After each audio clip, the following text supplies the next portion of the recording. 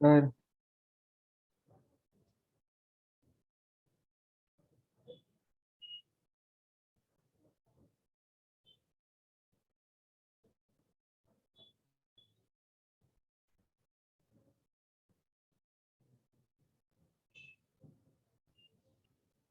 अच्छा बच्चों unit test दिया था क्या आप लोगों ने?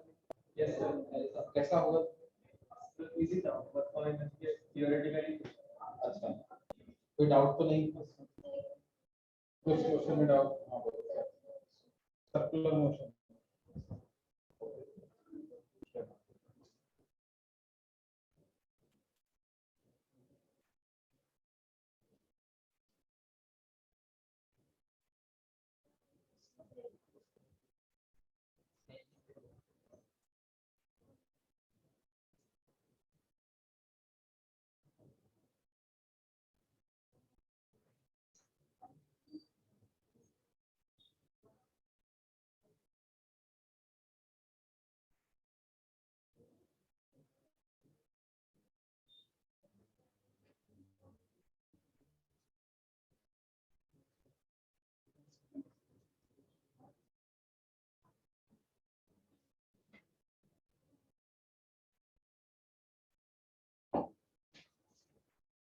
देखिए बच्चों क्या है,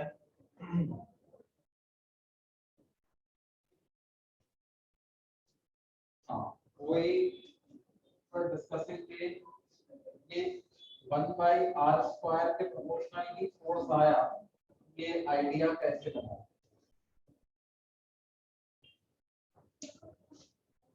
What made Newton believe that this is 1 by proportional to 1 by r²? एक सिंपल ऑब्जर्वेशन इसको समझ सकते हैं क्या है वो सिंपल ऑब्जर्वेशन ये है, उन्होंने कहा कि भाई let me compare the motion of two bodies, one which falls on the surface of earth and the motion of moon around earth. उन्होंने कहा दोनों के पीछे ही अर्थ का ग्रेविटेशनल पुल रिस्पॉन्सिबल है और हमें ये पता था कि मून का टाइम पीरियड ऑफ रिवॉल्यूशन कितना होता है, ये पता, ठीक है। लगभग 28 दिन का साइकिल चलता है मून का। मून जो है वो अर्थ के अराउंड 28 डेज में एक रिवॉल्यूशन कंप्लीट कर लेता है ना। घर में आप लोग देखना जो हेलो सर। जो हमारा जो कैलेंडर होता है हिंदू कैलेंडर, जो कोल्ड कैलेंडर होते हैं दादी नानी के, वो कैलेंडर में वो लोग एकादशी पूर्णिमा इस तरह की चीज, तो वो उसका साइकिल जो है वो 28 डेज का चलता है ना। मतलब वो पूरा एक महीने का नहीं होता है, 28 डेज का लगभग होता है। तो मून के ऑसिलेशंस पे बेस्ड होता है। तो बात क्या है, ये हमें पता था अप्रोक्सीमेटली कितना होता है 28 डेज। अगर मेरे को टाइम पीरियड पता तो, हाँ बेटे बोलिए। हाँ सार्थक बोलो क्या डाउट है?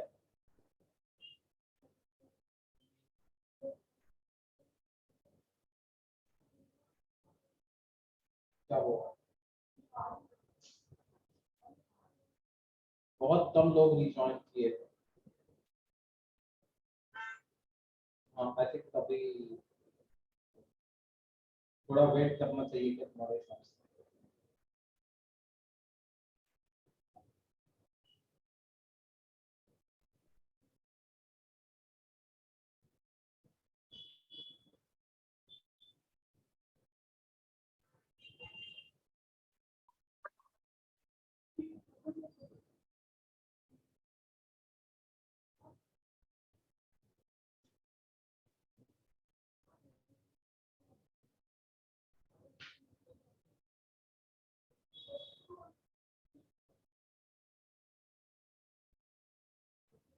सर एक डाउट है।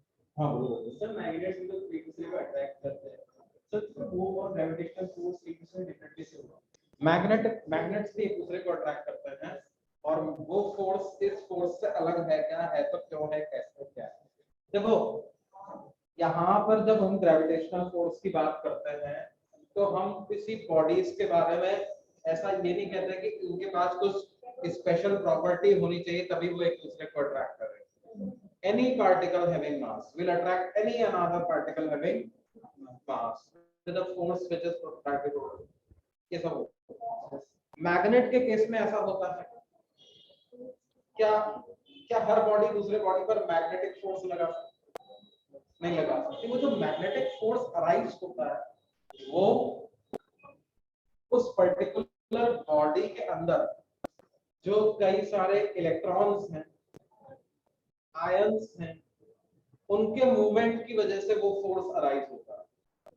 वो that force is not by virtue of their mass, that force is by virtue of motion of charged particles around any material, and only there has to be a certain specific kind of motion for two bodies to attract or repel each other magnetically।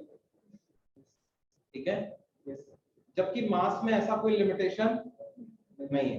दूसरा, magnetic force तो repulsive भी हो सकता है, attractive भी हो सकता है, पर लेकिन ग्रेविटेशनल फोर्स तो हमेशा अट्रैक्टिव नेचर का ही होता है। ठीक है? और इसमें कोई कंडीशन नहीं होती।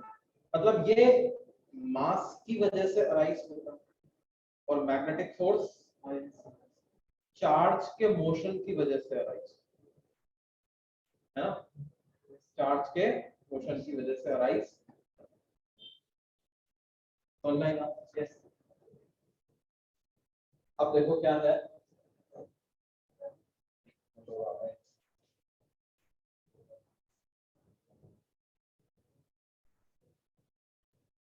कितने लोग थे?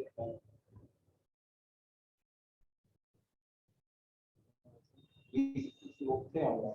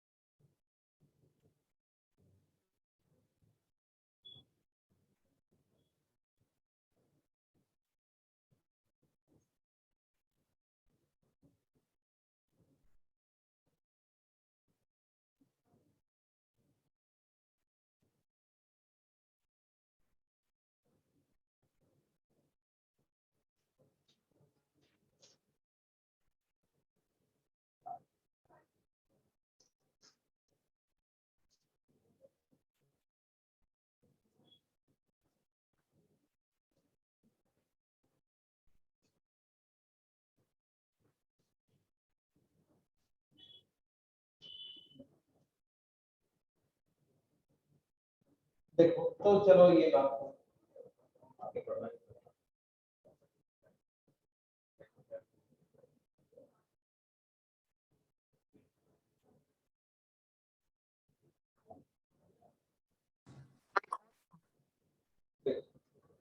हम बात कर रहे थे कि भाई 1/r² भी क्यों, कोई और फैक्टर क्यों नहीं, कोई और पावर r की तो नहीं। तो उन्होंने क्या किया, देखो टाइम पीरियड ऑफ मून पता है, ये वो टाइम है जिस टाइम में मून क्या कर लेता है, अर्थ के अराउंड एक रिवॉल्यूशन कंप्लीट कर लेता है।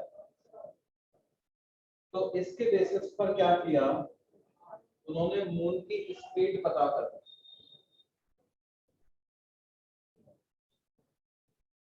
है ना, और स्पीड ऑफ मून पता करके, स्पीड ऑफ मून कैसे पता किया, टाइम पीरियड ऑफ मून को लिख दिया 2πr rs distance of moon from अर्थ,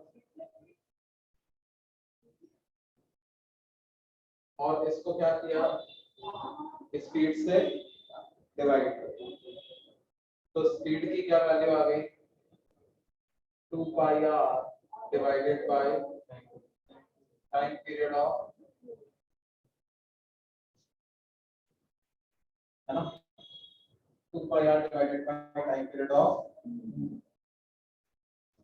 अब क्या है बच्चों,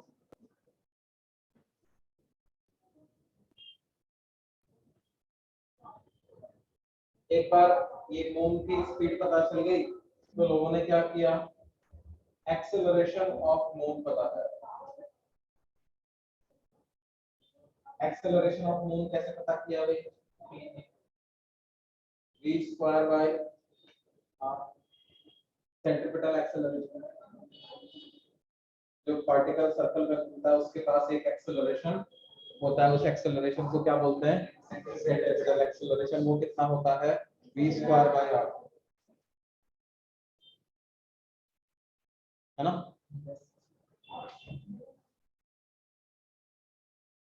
तो उन्होंने एक्सेलरेशन ऑफ मून पता ये पता कर लिया। अच्छा, एक्सेलरेशन ऑफ एप्पल पता, एप्पल फॉलिंग ऑन अर्थ, वो स्मॉल g के बराबर होता है। लगभग कितना होता है? 9.8 मीटर पर second. Acceleration of moon was found to be far lesser than this value.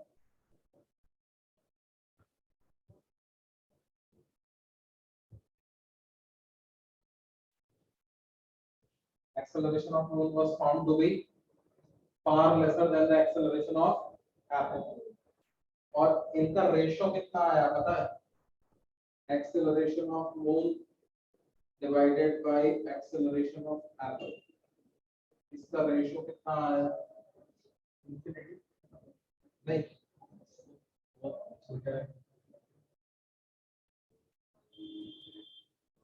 ये आया रेडियस ऑफ अर्थ का square divided by small R का स्क्वायर। स्मॉल आर क्या है? डिस्टेंस बिटवीन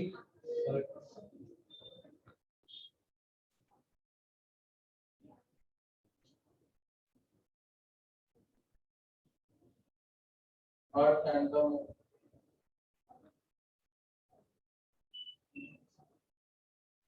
तो उन्होंने कहा कि देखो एप्पल जो गिर रहा है वो अर्थ के सेंटर से कितनी दूरी पर है? रेडियस ऑफ अर्थ की। और मून की अगर हम बात करें तो मून कितनी दूरी पर है? स्मॉल आर, है ना? मतलब एक्सेलरेशन क्या डिस्टेंस फ्रॉम सेंटर के स्क्वायर के इनवर्सली प्रोपोर्शनल आ रहा है। That means acceleration is inversely proportional to square of distance. और एक्सेलरेशन किसके प्रोपोर्शनल होता है? Net force. इसका मतलब इन बॉडीज पे जो नेट ग्रेविटेशनल फोर्स लग रहा है अर्थ की वजह से, क्या वो भी डिस्टेंस के स्क्वायर की नहीं? तुमने कहा यार कोइंसिडेंस तो नहीं हो सकता ना, इसकी जो डिस्टेंस का स्क्वायर है उसी के इनवर्सली प्रोपोर्शनल एक्सेलरेशन का भी रेशियो है। This can not be near coincidence. ये कुछ लॉ ही होना चाहिए जिससे कि क्या है, हमें ये कहे कि साहब क्या है, force is inversely proportional to square of distance, therefore acceleration is also coming out to be proportional to square of distance। फिर उन्होंने बाकी पार्टिकल के बारे में पता कर लिया। कैसे बाकी पार्टिकल? क्या? जैसे अर्थ है और अर्थ और बाकी प्लैनेट्स के कंपेयर कर लें, है ना? मार्स और अर्थ के एक्सेलरेशन को कंपेयर कर लें जो सन के अराउंड रिवॉल्यूशन की वजह से आ रहा है, उधर से भी इसका वेरिफिकेशन हो जाएगा। फिर उसके बाद तो देखो क्या, एक बार क्या है तुम्हारा दिमाग सही डायरेक्शन में जाना चाहिए, फिर तो आप कई सारे एक्सपेरिमेंट्स ऐसे डिजाइन कर सकते हो जिससे कि क्या है, आपका जो सोच है वो कंफर्म हो जाए। जो मैं सोच रहा हूँ वो सही था, एक केस में सही पाया, वो आर स्क्वायर का फैक्टर दिमाग में आना चाहिए। ठीक है, उसके बाद कंफर्मेशन करने के लिए तो और भी कई सारे एक्सपेरिमेंट हो सकते हैं। दूसरी बात यहाँ पर एक और इम्पोर्टेंट क्या है, which is called as Cavendish experiment to determination the value of capital G। ये नोट किया?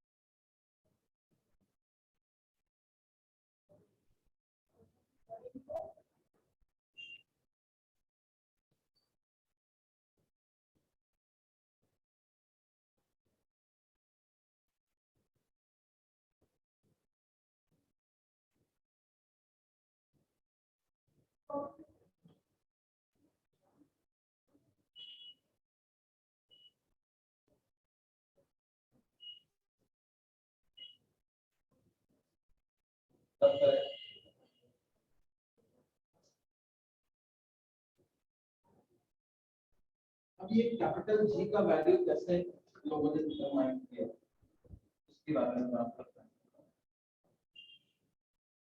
एक साइंटिस्ट हुए by the name of Henry Cavendish, उन्होंने एक छोटा सा एक्सपेरिमेंट डिजाइन किया और उससे acceleration due to gravity universal constant of gravitation की वैल्यू कैलकुलेट करें। एक वायर लिया, मेटालिक वायर, ठीक है, और मेटालिक वायर को क्या किया, लाइट रॉड से हमने सस्पेंड की और इस लाइट रॉड पे हमने क्या किया बेटे, ये स्मॉल मासेस से अटैच और इन मासेस के आसपास हमने कुछ heavy masses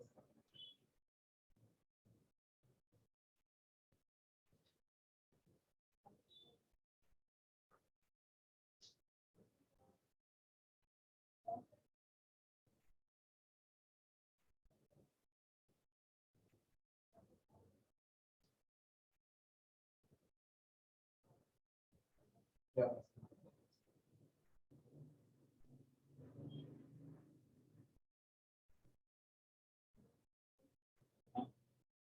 pen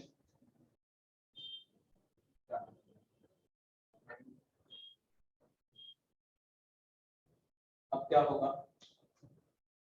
M mass capital M mass की तरफ जाएगा। M mass capital capital M जो है वो स्मॉल एम को अट्रैक्ट करेगा,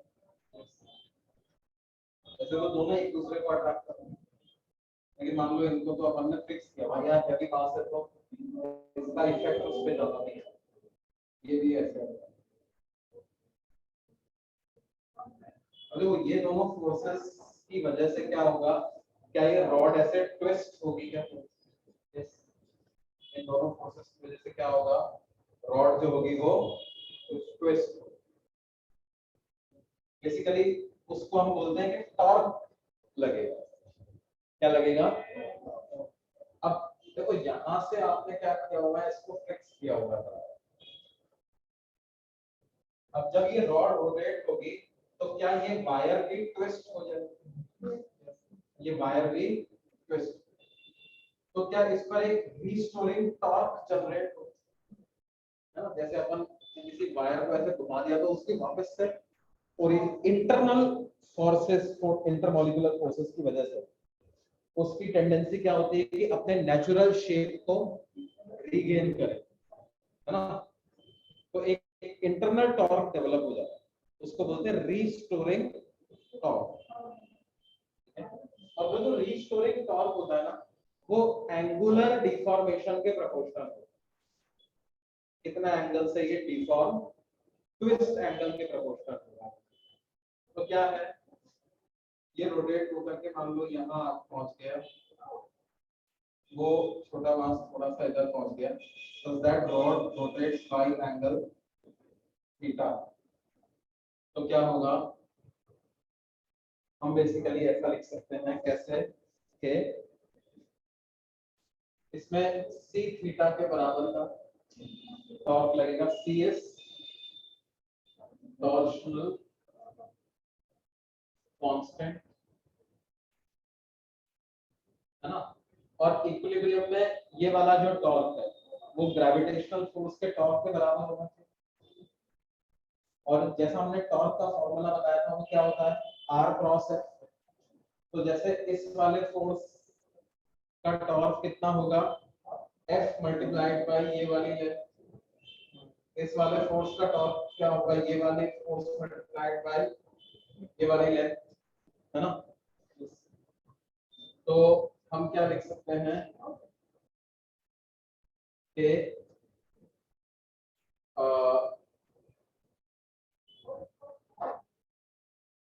फोर्स को आप ऐसे लिख दो, G capital M small m divided by क्या, ये इनके बीच की डिस्टेंस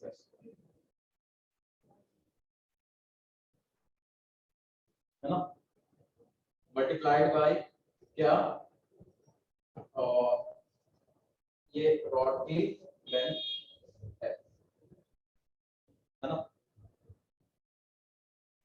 तो पूरे रॉड की लेंथ लेके आप फिर पूरी रॉड की लेंथ, क्योंकि टोटल टॉर्क निकाला तो इसका F into L/2 और इसका F into L/2, तो वो ऐड होकर के कितना हो जाएगा, F into L। अब आपको देखो ये मासेस पता, ये C पता है, थीटा पता,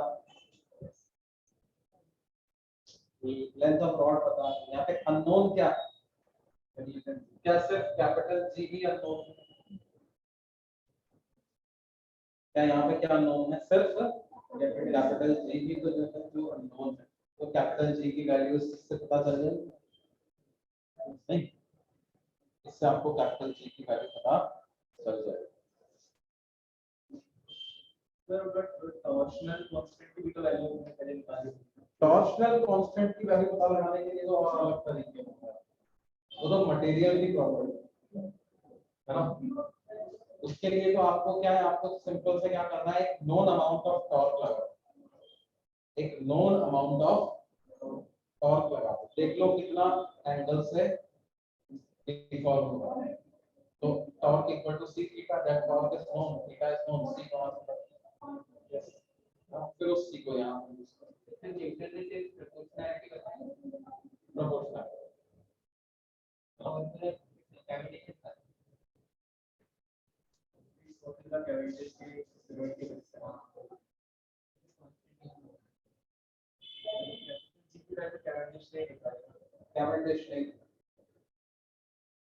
Cavendish experiment to find the value of capital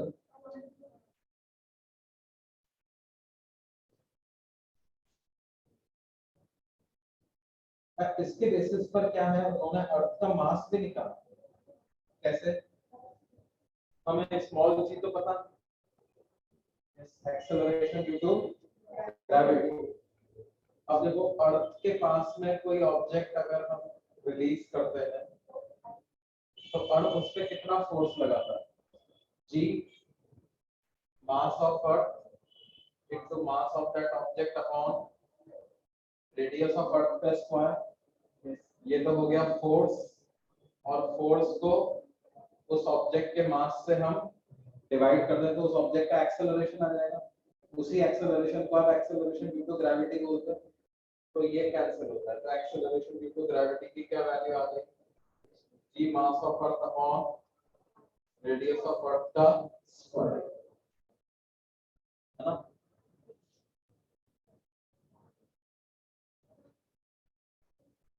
अब क्या है, आपको स्मॉल g की वैल्यू पता है, कैपिटल G भी पता चल गया, रेडियस ऑफ अर्थ भी पता है, तो उससे मास ऑफ अर्थ पता नहीं, तो इससे क्या है, Cavendish not only determined the value of capital G, उन्होंने क्या किया, अर्थ का मास भी पता कर दिया, है ना। अब बेटा रेडियस ऑफ अर्थ पता लगाने के लिए तो वो पैरेलक्स मेथड एक होता है, उसी से आप रेडियस ऑफ अर्थ, उसी से क्या है, रेडियस ऑफ अर्थ स्टार्ट में तो मास ऑफ अर्थ और g दोनों है नहीं स्मॉल जी तो पता नहीं ना। स्मॉल जी तो आप एक ऑब्जेक्ट को गिरा और कितने टाइम में नीचे गिर रहा है उससे उसका एक्सेलरेशन पता लगा। हाँ s equal to ut plus half at square h equal to half gt square लिखते हैं ना। हमें टाइम पता है h पता होता है g पता लगता है। एक्सपेरिमेंट कर सकते हैं ना। एक बॉल को गिराया इधर स्टॉप वॉच चालू किया कितनी देर में हाइट पता है टाइम पता है जी पता चल गया।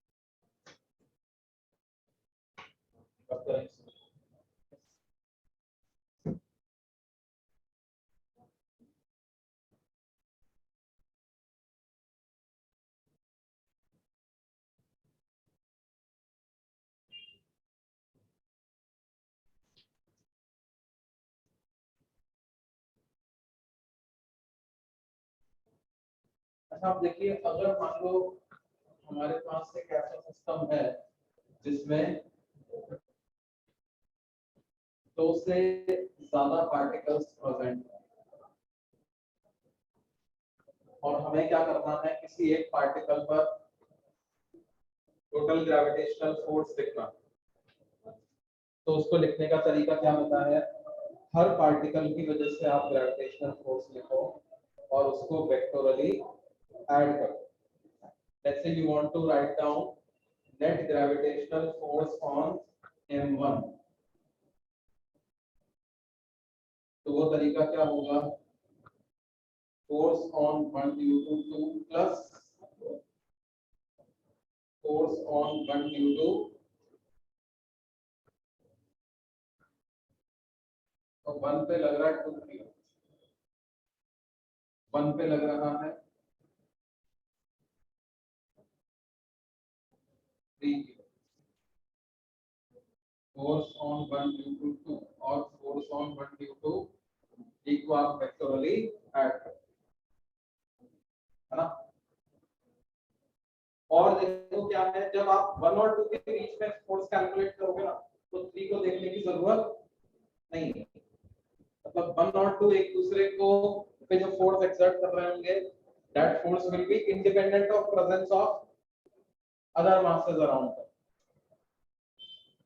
1 और 3 के बीच में जब फोर्स निकालोगे तो 2 है या नहीं है उससे कोई फर्क नहीं पड़ने वाला। उसको आप वैसे ही निकालो एज इफ ये दोनों अकेले प्रेजेंट है। इन दोनों के बीच का फोर्स ऐसे निकालो एज इफ ये दोनों अकेले प्रेजेंट है। मतलब F12 को हम क्या लिख देंगे F12 क्या है फोर्स ऑन 1 ड्यू टू 2 तो हमने पढ़ा था Gm1 m2 बाय R12 का स्क्वायर इनटू माइनस R12 क्या and force on 1 due to 3 कैसे लिखा था Gm1 m3 divided by R13 का स्क्वायर इनटू माइनस R13 क्या ये फोर्स ऑन 1 हमने लिखा। सर अगर हमने M2 और M3 का सेंटर ऑफ मास फाइंड किया और उससे हमने M1 के ऊपर ऐसे कर सकते थे सेपरेशन नहीं ऐसा कोई कॉन्सेप्ट नहीं है ठीक है। सेंटर ऑफ मास इसलिए नहीं होता कि आप वहां पे मास को रख के ग्रेविटेशनल फोर्स निकालो है ना। इसलिए सेंटर ऑफ मास नहीं होता। सेंटर ऑफ मास का कुछ यूज होता है वो अलग होता है ठीक है। ये नहीं होता है कि वहां पर आप ऑब्जेक्ट को रख करके ग्रेविटेशनल फोर्स कैलकुलेट करो। कुछ केसेस में ऐसा कर सकते हैं but not for all cases, मतलब ये कोई जनरलाइज तरीका नहीं। हाँ, अगर आपके पास एक स्फेरिकल बॉडी जैसे अर्थ है या कोई और स्फेरिकल बॉडी है, तो जैसे अर्थ का आपको क्या करना है, किसी और पार्टिकल पर ग्रेविटेशनल फोर्स निकालना है। Now earth itself is made up of many small particles. All the particles are at different distances from this small है।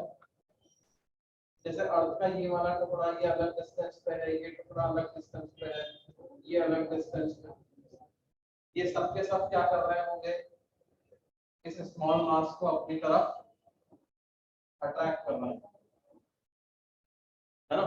यस लेकिन आप क्या कर सकते हो, इन सारे फोर्सेस को कैलकुलेट करने की जगह you can replace earth by a point mass placed at its centre, और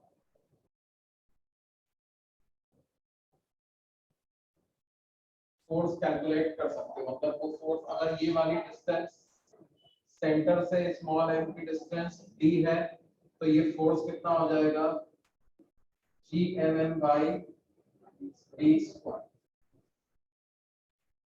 ये फोर्स आ जाएगा gmm by d की बात समझना। Yes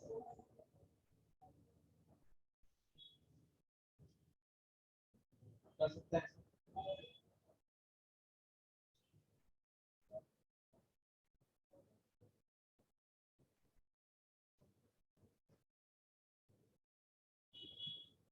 But this can be done only for a spherical spherical body. अगर रिंग होती तो ऐसा नहीं कर सकते थे, डिस्क होती तो ऐसा नहीं कर सकते थे, रॉड होती तो ऐसा नहीं कर सकते थे। सिर्फ किसके लिए कर सकते हैं, स्फेरिकल बॉडी के लिए ही ऐसा कर सकते हैं। और वो भी तब जबकि मास स्फेरिकल बॉडी के बाहर रखा हुआ हो। अगर मास किसी तरह से अंदर रख दिया जाए तब भी ऐसा आप नहीं कर पाओगे, ठीक है। This can be done only and only for spherical body which are placed, spherical body and for masses which are placed outside. एक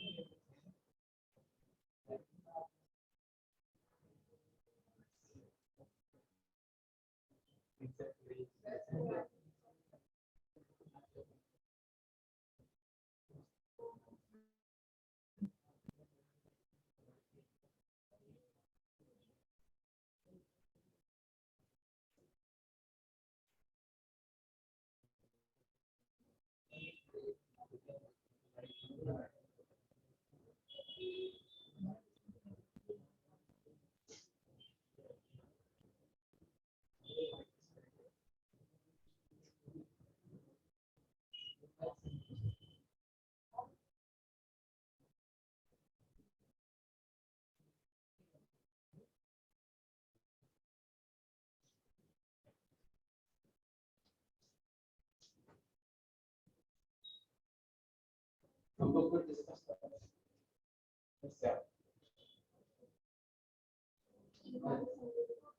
कुछ हमारा डिस्कशन चल रहा है सेंटर ऑफ मास।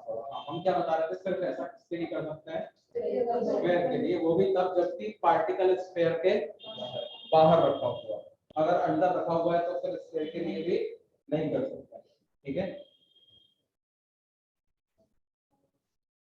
क्या ये बात समझ में आती है? यस जैसे देखो इसका यूज कैसा है, वेक्टर एडिशन करना है। वेक्टर एडिशन मतलब ऐसा नहीं है कि ये फोर्स आपने निकाला 10 न्यूटन, ये निकाला 10 न्यूटन, 10 और 10 करके क्या कर दिया 20, ऐसा नहीं करना है ना। बाकायदा में देखना पड़ेगा ये एंगल कितना बन रहा है, उसके हिसाब से फॉर्मूला लगाना पड़ेगा। जैसे हम लोग की हमें ऐसा दिया जाए कि 3 पार्टिकल्स हैं जो कि एक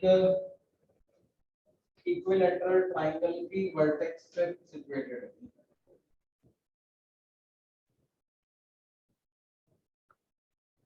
और आइडेंटिकल मास है और उनके बीच में डिस्टेंस क्या है l। तो हमें लिखना है क्या, किसी भी एक मास पे लगने वाला net gravitational force.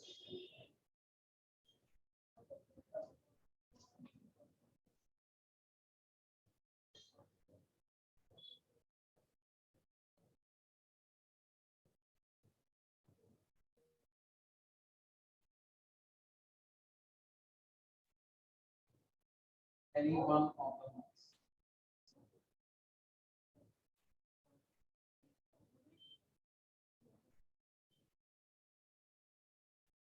Calculate gravitational force on any one of the mass। तो कैसे करें, जैसे इस पे निकाल लें, क्या सिमेट्री से देख सकते हैं कि मैग्नीट्यूड बराबर ही आना चाहिए। भाई जैसा ये है, इस पे फोर्स लगाने वाले कितने हैं, 2। इस पे फोर्स लगाने वाले, इस पे फोर्स लगाने वाले एल एल, सब डिस्टेंस तो बराबर है, मास सबके बराबर है, तो क्या मैग्नीट्यूड ऑफ फोर्स सब पे सेम आना चाहिए। डायरेक्शन भले ही अलग अलग आ जाएगा लेकिन मैग्नीट्यूड ऑफ फोर्स सब पे सेम आना चाहिए। तो किसी भी एक पे निकाल सकते हैं, उस पे निकाल लें। कैसे निकालें,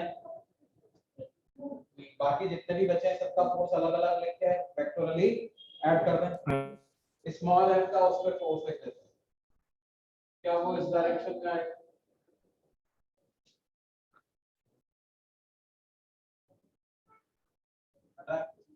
ये स्मॉल एम उसको अट्रैक्ट,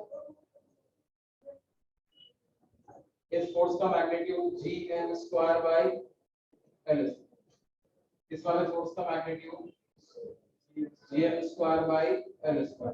इन दोनों के बीच में एंगल 60 डिग्री। तो रिजल्टेंट फोर्स कैसे आ जाएगा भाई, देखो दो फोर्स बराबर मैग्नीट्यूड के हैं तो रिजल्टेंट उनके बीच के एंगल को बाइसेक्ट करेगा। रिजल्टेंट एंगल बाइसेक्टर की डायरेक्शन में आना चाहिए। एंगल बाइसेक्टर जब मैं बनाऊंगा तो दोनों के साथ 30-30 डिग्री का एंगल बनेगा, है ना। तो क्या करें, एक एंगल बाइसेक्टर वाली लाइन बना दी, एक उसके परपेंडिकुलर लाइन बना दी, है ना। इस वाले फोर्स के कंपोनेंट कर दिए along the angle bisector and perpendicular to angle। इसके भी कंपोनेंट कर दिए along the angle bisector and perpendicular to angle। तो along the angle bisector क्या आ जाएगा, gm² by l² cos 30, और इसका भी आ जाएगा कितना। अब इन दोनों को, क्योंकि ये दोनों सेम डायरेक्शन में आ गए हैं, इसलिए इनको आप अब नॉर्मल तरीके से ऐड कर सकते हैं। तो क्या ये 2gm² by l² cos 30 ऐसा लिख सकते हैं, और cos 30 की वैल्यू √3/2 आ जाएगी। तो क्या ये वैल्यू √3gm² by l² के बराबर आ जाएगी।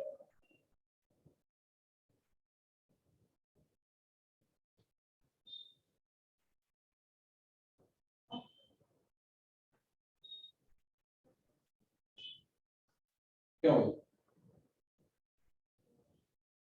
दूसरे कंपोनेंट का क्या होगा, sin 30 वाले का क्या ये दोनों एक दूसरे को कैंसिल कर देंगे क्या? Yes opposite direction. साइन 30 वाले कंपोनेंट जो है वो इक्वल मैग्नीट्यूड के हैं और अपोजिट डायरेक्शन, तो वो एक दूसरे को कैंसिल कर देंगे, तो क्या रिजल्टेंट इतना ही आ जाएगा? इस पे निकालेंगे तो इतने ही मैग्नीट्यूड का रिजल्टेंट ऐसे एंगल बाइसेक्टर की डायरेक्शन, इस पे निकालेंगे तो इतने ही मैग्नीट्यूड का रिजल्टेंट ऐसे angle bisector, √3 GM by r square, √3 GM by r square, और ये नीचे आ जाएगा √3 GM by l square। क्या समझ में आती बात? यस ओके, कब करें इसको? नोट कर लिया?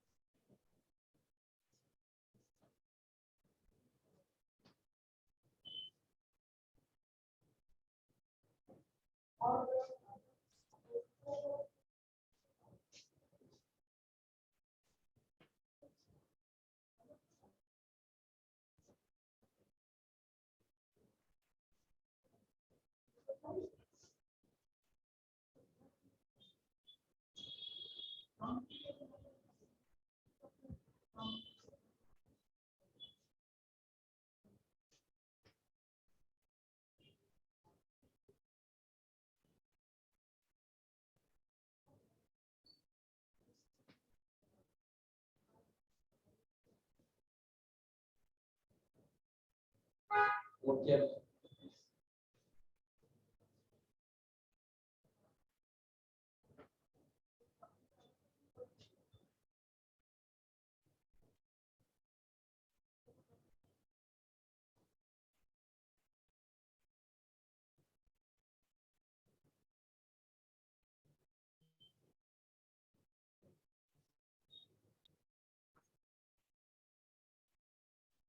तो इस तरह से क्या है, अगर ज्यादा मासेस हो तो रिजल्टेंट फोर्स ऐसे कैलकुलेट करें।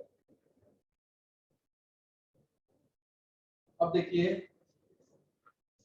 हम बात करते हैं acceleration due to gravity at earth.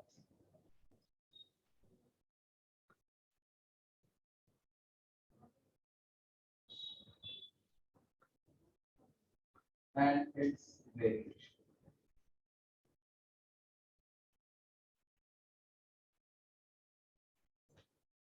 Acceleration due to gravity and its variation, है ना?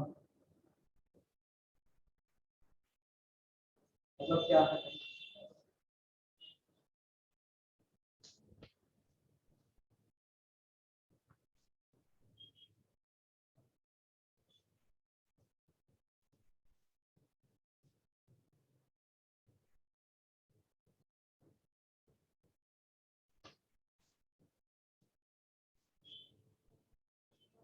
देखिए हमने अभी देखा है अर्थ की सरफेस पे जो एक्सेलरेशन ड्यू टू ग्रेविटी की वैल्यू होती है वो g mass of earth upon radius of अर्थ के स्क्वायर के बराबर होती है। और यहाँ पर अगर आप इन सारे कांस्टेंट्स की वैल्यू सब्स्टिट्यूट कर दो, अर्थ का मास होता है 6 × 10⁻24 किलोग्राम, रेडियस ऑफ अर्थ होती है 6400 किलोमीटर। हालांकि ये याद रखने की जरूरत आपको नहीं है, लेकिन तब भी थोड़ा आइडिया होना चाहिए। देखो जेई के पेपर में तो क्या है, they will never expect you to remember these values. वो लिखा रहता है, लेकिन इतनी बार यूज होता है कि याद हो ही जाता है। रेडियस ऑफ अर्थ का स्क्वायर, अब इसको भी मीटर में कन्वर्ट करना पड़ेगा, हमें ऐसा यूनिट तो मीटर है, तो 6400 किलोमीटर को मीटर में कैसे कन्वर्ट करेंगे बच्चों? 1000 से मल्टीप्लाई कर देंगे तो 6.4 into 10 raised to the power 6 metre ऐसा लिख सकते हैं, उसके स्क्वायर कर दो तो ये हमारे पास क्या आ जाएगा? 6.67 into 6 into 10 raised to the power 13 divided by 6.4 into 6.4 into 10 raised to the power 12। ये पूरी वैल्यू आप कैलकुलेट करोगे तो 9.8 ही आएगा। यूनिट इज मीटर पर सेकेंड, ठीक है। ये जो है इसको इंटेंसिटी ऑफ ग्रेविटेशनल फील्ड भी बोलते हैं।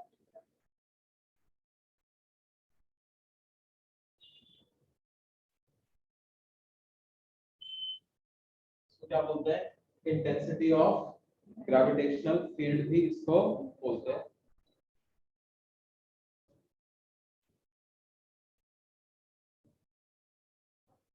कहां पे? At the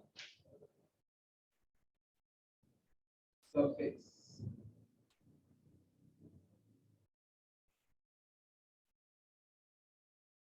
at the surface of earth.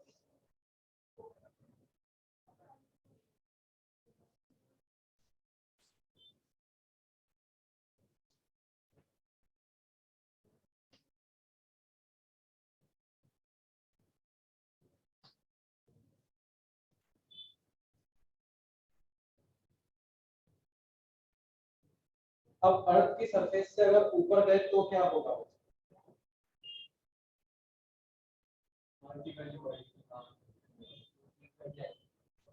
Variation in intensity with height.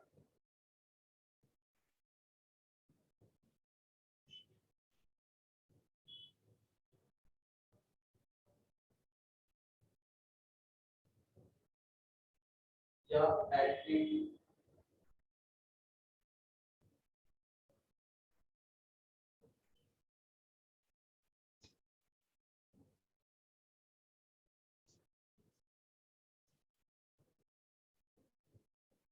देखो क्या है, अर्थ की सरफेस से आप h हाइट ऊपर चले तो इसका मतलब सेंटर से डिस्टेंस तो क्या हो गई? r प्लस h ऐसी हो गई। हमने कहा था फोर्स वगैरह कैलकुलेट करने के लिए स्फीयर के मास को तो उसके सेंटर पे रखा हुआ मान सकते हो, तो यहाँ पर एट हाइट h क्या ये value g mass of earth upon radius of earth plus h का होल स्क्वायर ऐसा नहीं? नीचे किसका स्क्वायर आना चाहिए? डिस्टेंस फ्रॉम सेंटर का square. And what is distance from centre? क्या r e plus h है। इसको हम देखो क्या है, g mass of earth divided by radius of earth common ले लो तो वो r e बन के बाहर आएगा उसका स्क्वायर, और डिनोमिनेटर में क्या हो जाएगा? 1 plus h by r e का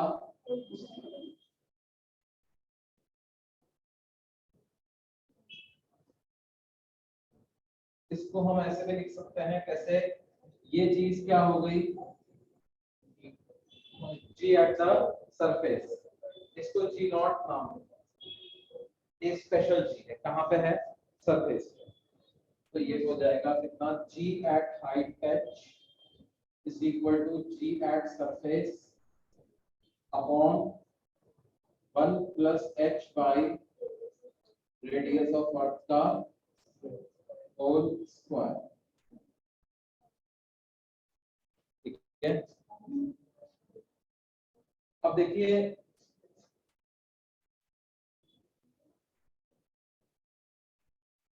इसको हम क्या ऐसा भी लिख सकते हैं?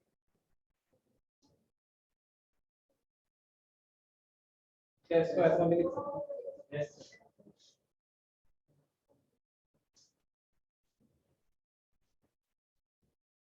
अगर मान लीजिए हाइट जो है वो अर्थ के रेडियस के कंपैरिजन में बहुत छोटा है। अब बहुत छोटे से मतलब हमारा क्या है, आप मान लीजिए 5% of radius of earth. Radius of अर्थ कितना होता है 6400, तो उसका 5% मतलब अप्रोक्सीमेटली 320 किलोमीटर। अर्थ की सरफेस से कितने ऊपर तक 320 किलोमीटर। तो ये हाइट जो है वो रेडियस ऑफ अर्थ के कंपैरिजन में तो छोटा ही।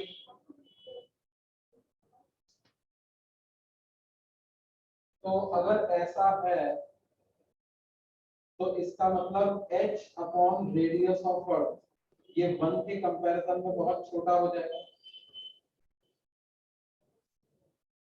बाइनोमियल एक्सपेंशन 1 प्लस x की पावर n को 1 प्लस nx लिख सकते हैं।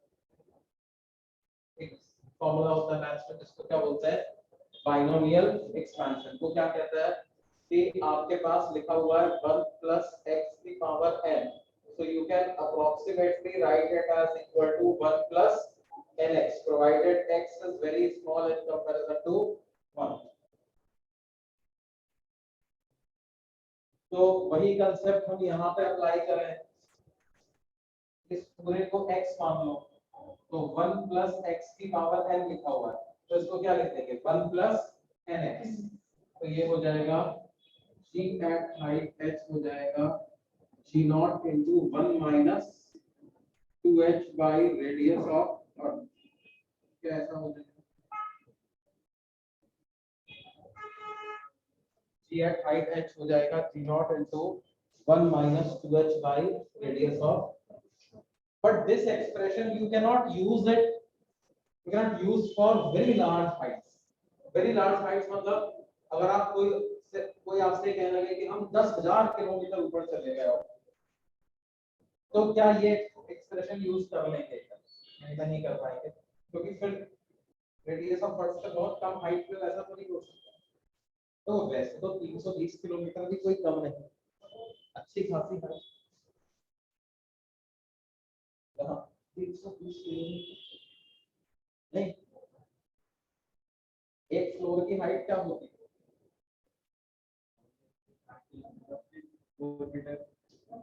3 साढ़े 3 मीटर 10 फीट होता है। कितना होता है 10 फीट। 1 मीटर में 3.2 फीट होता है। 3 मीटर मतलब 9.6 फीट, लगभग 3.5 मीटर एक फ्लोर की हाइट। कितनी 3.5 मीटर। मान लो 100 फ्लोर की बिल्डिंग 100 फ्लोर, तो उसकी हाइट कितनी होगी 350 मीटर। 350 मीटर मतलब 0.3 किलोमीटर। हम किसकी बात कर रहे हैं 320 किलोमीटर, ठीक है। उस हाइट को भी हम क्या बोल रहे हैं थोड़ा बहुत। ये जो 100-200 मीटर है इसके लिए तो जी को कांस्टेंट ही मान लेते हैं। 100-200 मीटर तो तो बिल्कुल चना हमारा। अरे हटो, यहाँ तो जी क्या है कांस्टेंट ही है। नहीं, इतनी हाइट है तो ये फॉर्मूला यूज करना है। और अगर कोई 2000, 5000, 10,000 किलोमीटर की बात करे तो फिर ये वाला फॉर्मूला। ये फॉर्मूला तो exact expression, this is exact expression, no approximation has been done in this formula, can be used for any height large or small, it will give you correct answer। बस small height में क्या है calculation lengthy हो जाती है क्योंकि denominator में आ रहा है वो भी स्क्वायर आ रहा है, ऑफ कोर्स कैलकुलेशन करना तो लेंथी पड़ेगा। तो स्मॉल हाइट के लिए एक छोटा तरीका हमने अपना, वो ये स्मॉल मतलब कौन सा 320 किलोमीटर के लगभग। इसका मतलब ये नहीं कभी आ जाए 400 किलोमीटर के लिए निकालना है, तो कहो सर ये तो 320 तक ही लग सकता है। ठीक है, 320 और 400 में कोई खास अंतर नहीं है, ये भी यूज कर सकते हैं, है ना। हाँ देखिए, ऑफ कोर्स जैसे कोई तुमसे कहे कि हम अर्थ की सरफेस से चलना चालू किए और इतनी हाइट तक पहुंच गए, जो कि रेडियस ऑफ अर्थ है, उतनी ही हाइट तक और ऊपर चले, तब तो ऑफ कोर्स ये वाला फॉर्मूला यूज करना गलत ही होगा। फिर तो हमें इसी से आंसर लेके आना चाहिए।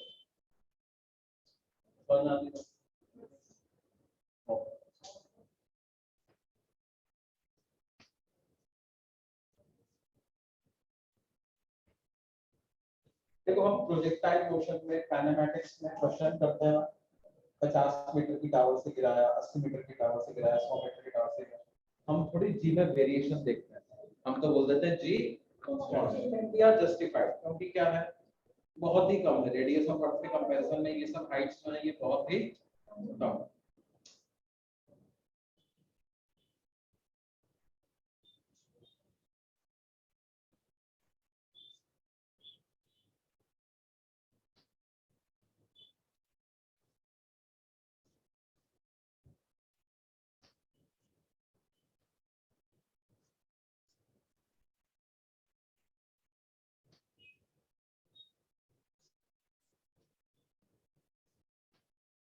ये नोट कर लिया बच्चों सब?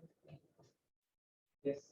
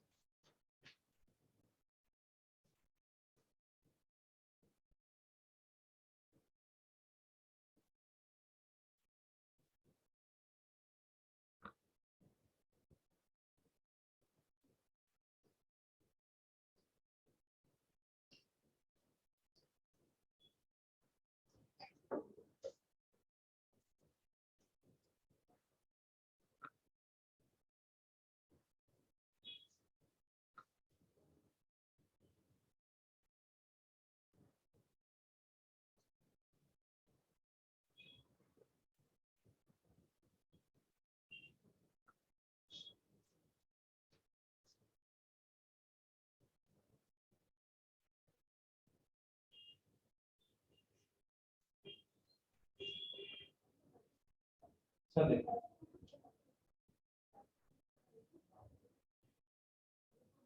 तो variation of G with depth की बात करें, variation of G with depth, variation of G with depth मतलब हम अर्थ की सरफेस पे अभी अंदर आ की डेप्थ पे, तो जी का वैल्यू क्या हो। अब देखिए क्या होता है, capital R A is the radius of अर्थ, मतलब इस पॉइंट पर अगर हम खड़े हों तो हमें कितना ग्रेविटेशनल एक्सेलरेशन महसूस होगा वो देखना चाहिए। अब देखो क्या होता है कि इस पॉइंट पर खड़े होकर के जो ग्रेविटेशनल पुल आपको फील होगा ना, वो क्या है, वो सिर्फ यही वाला मास जो एक्सर्ट करेगा वही आपको फील होगा, इसके बाहर जो मास है वो कोई नेट फोर्स आप पे नहीं एक्सर्ट कर रहा। मतलब क्या है देखो, लेट्स से मैंने एक ऐसा स्फेरिकल लेयर कंस्ट्रक्ट किया, ठीक है, अब ये लेयर के अलग अलग पॉइंट्स,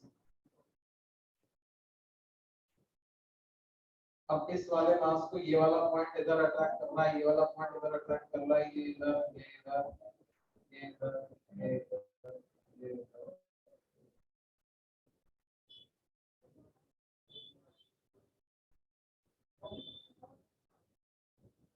तो इस लेयर की वजह से इस वाले मास पर कोई नेट फोर्स नहीं, लगभग मतलब नेट जीरो हो जाता है।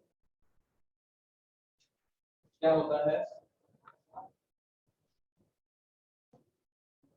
यहाँ पर पार्टिकल रखा, मैंने क्या कहा, मैं एक ऐसी स्फेरिकल लेयर बनाता हूं जो कि इस मास के बाहर,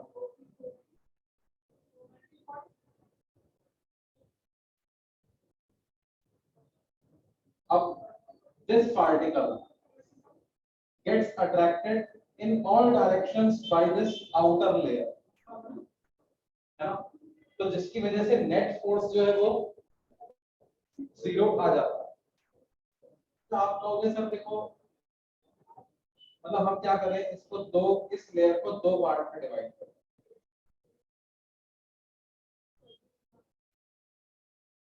एक ये वाला टोपी, एक नीचे, ये क्या है माइनर आर्क, और ये वाला क्या है लाइक आर्क। माइनर आर्क अपनी तरफ पुल करो, मेजर आर्क अपनी तरफ पुल करो, नेट जीरो हो जाता है। तो सर ऐसा कैसे, माइनर आर्क का मास तो छोटा, मेजर आर्क का मास तो बड़ा, लेकिन माइनर आर्क से डिस्टेंस भी तो कम है और मेजर आर्क से डिस्टेंस भी तो ज्यादा। फॉर्मूला में क्या आता है, gm/r², मास भी कम डिस्टेंस भी कम, इधर मास भी ज्यादा डिस्टेंस भी ज्यादा, तो वो रेशियो जो है वो परफेक्टली बैलेंस होता है। समझ आएगा, रेशियो परफेक्टली बैलेंस है, जिसकी वजह से क्या है, नेट ग्रेविटेशनल फोर्स इस पॉइंट पर आउटर लेयर्स की वजह से, अच्छा इस आउटर लेयर की वजह से जीरो है, तो इस वाली आउटर लेयर की वजह से भी जीरो जीरो। तो कैन आई कंक्लूड दिस के let's say you have a solid sphere, क्या है हमारे पास एक सॉलिड स्फीयर है, उसके किसी पॉइंट पर आपको ग्रेविटेशनल पुल निकालना है, तो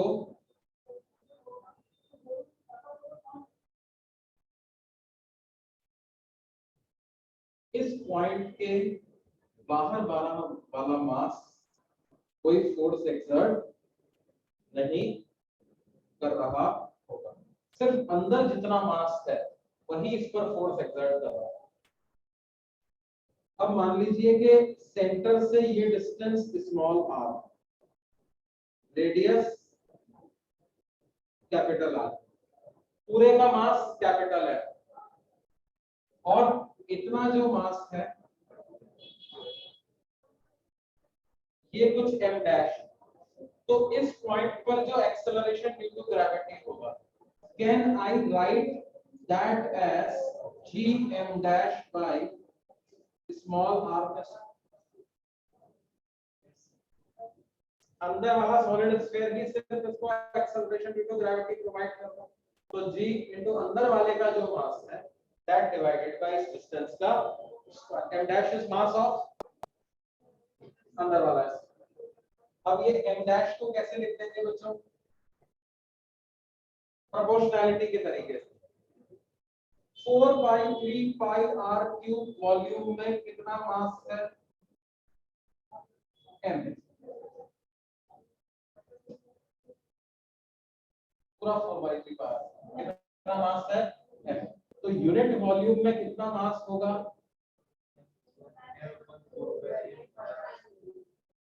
तो इतने वॉल्यूम में कितना मास होगा, ये वॉल्यूम कितना है, इसमें कितना मास होगा, m/4/3 pi capital R cube into 4/3 pi small r का, 4/3 पाई से 4/3 पाई कैंसिल होता है, यही वैल्यू तो m डैश है,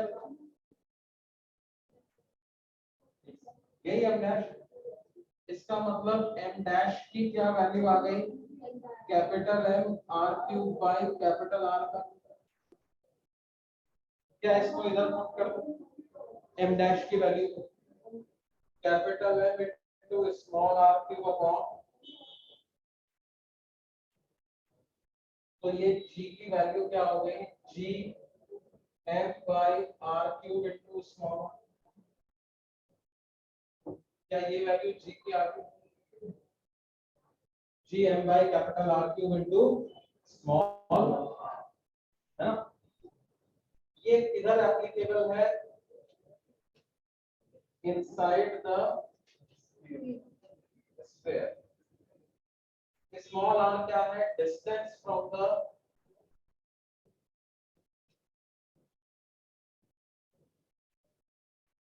सेंटर ऑफ द स्फीयर।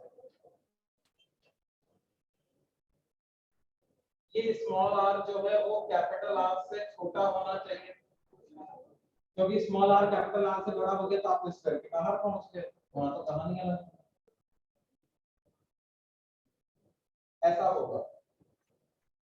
अब देखो हमें क्या करना था, अर्थ की सरफेस से डी डेप्थ पे जाकर के ग्रेविटेशनल फील्ड की इंटेंसिटी लिखनी थी, एक्सेलरेशन इनटू ग्रेविटी की वैल्यू डी डेप्थ पे। अगर सरफेस से डेप्थ डी है तो सेंटर से डिस्टेंस r माइनस डी हो जाएगी, क्योंकि ये पूरी डिस्टेंस क्या होती है, कैपिटल आर। अगर ये डी है तो ये कितना बचा, r माइनस डी। तो g एट डेप्थ d का फॉर्मूला क्या हो जाएगा, gm by r cube into r minus D. ऐसा यहां से कैपिटल R कॉमन लिया तो क्या आ जाएगा, ये gm by r square into 1 minus d by r। gm by r square को क्या लिख सकते हो, g not into 1 minus d by g not, मतलब g एट सरफेस। वहां पर फॉर्मूला क्या बनता था, g not 1 minus 2h by r। यहां पर फॉर्मूला क्या बनेगा, g not 1 minus d by capital. तो g एट डेप्थ d का फॉर्मूला हो जाएगा g not into 1 minus d by capital. देखो this formula is applicable for any depth. यहां पर हमने कोई अप्रोक्सीमेशन यूज नहीं किया, बिल्कुल d की वैल्यू आप कैपिटल R भी रख सकते हो। कैपिटल R रख दोगे तो 0 आ जाएगा, d की वैल्यू कैपिटल R रख दिया, इसका मतलब यहां से खोदते खोदते खोदते खोदते खोदते कहां पहुंच गए, सेंटर ऑफ द अर्थ पे। सेंटर ऑफ द अर्थ पे g की वैल्यू 0 है ना, क्योंकि सेंटर के अंदर तो कोई मास बचा ही नहीं, सब मास बाहर ही बाहर, getting pulled from equally from all sides. तो नेट g की वैल्यू क्या हो जाएगी बच्चों, 0 completely value. g eight depth d का फॉर्मूला ये होगा, g एट हाइट h का फॉर्मूला होगा g not into 1 minus 2h by r for h very small in comparison to the radius of the earth। और अगर normal height है, मतलब ज्यादा हाइट है, तो g not upon 1 plus h by r का होल स्क्वायर। मतलब देखो क्या है, डेप्थ पे जाते हैं तब भी g कम होता है, हाइट पे जाते हैं तब भी g की वैल्यू कम होगी। एग्जैक्ट वेरिएशन तो ऐसा होता है। मान लो आप सरफेस पे हो, ये पॉइंट सरफेस को रिप्रेजेंट कर रहा है, बाहर जाओगे तो नॉन लीनियर तरीके से डिक्रीज होगा 1 बाय r स्क्वायर, अंदर जाओगे तो लीनियर तरीके से डिक्रीज चलेगा। एक्स एक्सिस पर क्या है, स्मॉल, ये वाला पॉइंट किसको रिप्रेजेंट कर रहा है, centre of the earth.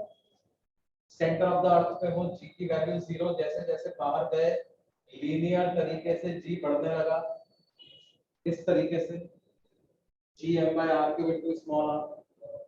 Small r की पावर 1 के प्रोपोर्शनल है, स्ट्रेट लाइन ग्राफ है, y equal to mx straight line. उसके बाद कर्व तरीके से कम 1 by r स्क्वायर। हाँ बेटे,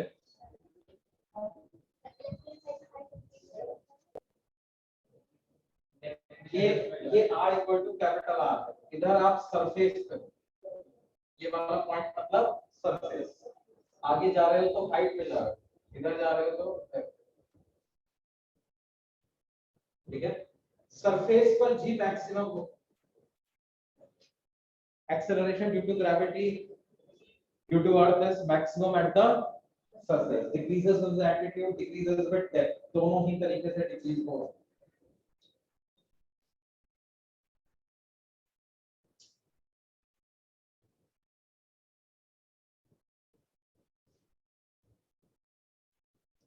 ठीक है बच्चों, ये नोट कर लिया, नोट करो, ये लास्ट चीज है जो अपन आज पढ़ने वाले हैं।